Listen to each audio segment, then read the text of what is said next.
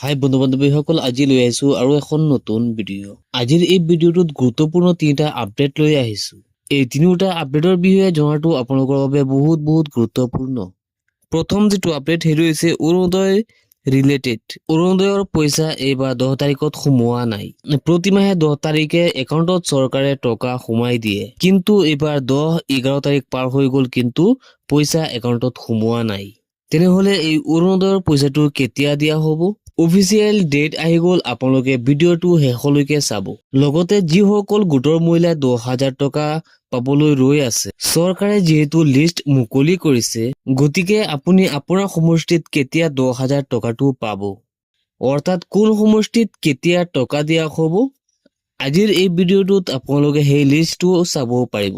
Last আপডেটটো হৈছে আশা কৰ্মী আৰু ছুপাৰভাইজাৰ সকলৰ কাৰণে। চৰকাৰে আশা কৰ্মী আৰু ছুপাৰভাইজাৰ সকলৰ দৰমহাৰ ওপৰত এটা আপডেট আনিছে। এই বিষয়ে সবিশেষ জানিব পাৰিব এইটো ভিডিঅ'ত। গতিকে আপোনালোকে ভিডিঅ'টো অলপো স্কিপ নকৰিব, প্ৰথমৰ পৰা শেষলৈকে চাব। আৰু যিসকলে এতিয়ালৈকে আমাৰ এই চেনেলটো ছাবস্ক্ৰাইব কৰা নাই, নিশ্চয় ছাবস্ক্ৰাইব কৰি ৰাখিব। আৰু যদি ফেচবুকত চাই আছে তেনেহ'লে ফ'ল' কৰিব। প্ৰথমতে আশা কৰ্মী আৰু ছুপাৰভাইজাৰ সকলৰ কাৰণে নতুন আপডেট আহিছে, এই বিষয়ে আমি আলোচনা কৰোঁ আহক। এই নটিচটো আপোনালোকে চাব পাৰিছে। এই নটিচটো প্ৰকাশ কৰিছে অসম চৰকাৰে আশা কৰ্মী আৰু ছুপাৰভাইজাৰ সকলৰ বাবে আহাৰ বতৰা। মাহিলী মাননিৰ পৰিমাণ বৃদ্ধি আশা কৰ্মী আৰু ছুপাৰভাইজাৰ সকলৰ কাৰণে। আশা কৰ্মীসকলৰ আগৰ মাহিলী দৰমহা আছিলে 3,000 টকা আৰু এতিয়া বৃদ্ধি হৈছে 1 অক্টোবৰৰ পৰা 4,000 টকা হ'ব। যিসকল আশা ছুপাৰভাইজাৰ আছিলে সেইসকলৰ দৰমহা আছিলে 9,000 টকা, কিন্তু 1 অক্টোবৰৰ পৰা 12,200 টকা সিহঁতৰ দৰমহা হ'ব। আশা কৰ্মীৰ সংখ্যা হৈছে 33,696 গৰাকী আৰু ছুপাৰভাইজাৰৰ সংখ্যা হৈছে 2,675 গৰাকী। এইসকলৰ দৰমহা বৃদ্ধি হ'ব 1 অক্টোবৰৰ পৰা। এতিয়া আহিছো পিছৰ আপডেটলৈ, যিটো আহিছে অৰুণোদয়লৈ। অৰুণোদয়ৰ পইচা প্ৰতি মাহে চৰকাৰে 10 তাৰিখত দি দিয়ে একাউণ্টত, কিন্তু এইটো মাহত 10 তাৰিখ 11 তাৰিখ পাৰ হৈ গ'ল, এতিয়াও পইচা পোৱা নাই হিতাধিকাৰীসকলে। আচলতে এইটো মাহত চৰকাৰে 10 তাৰিখত পইচা মুকলি কৰি দিয়া হোৱা নাছিলে। এতিয়া 14 জুনত চৰকাৰে পইচা দিব বুলি ঘোষণা কৰিছে, আৰু এতিয়া অৰুণোদয়ৰ পইচা আপোনালোকে 14 জুনত পাব বুলি চৰকাৰে ঘোষণা কৰিছে। নতুনকৈ যিসকলে অৰুণোদয়ৰ কাৰণে এপ্লাই কৰিছিলে সেইসকলৰ ডাটা যদি আপডেট হৈ যায় তেনেহ'লে পইচাটো এইটো মাহতে পাই যাব, আৰু যদি আপডেট নহয় তেনেহ'লে এইটো মাহত পোৱাৰ সম্ভাৱনা নাই।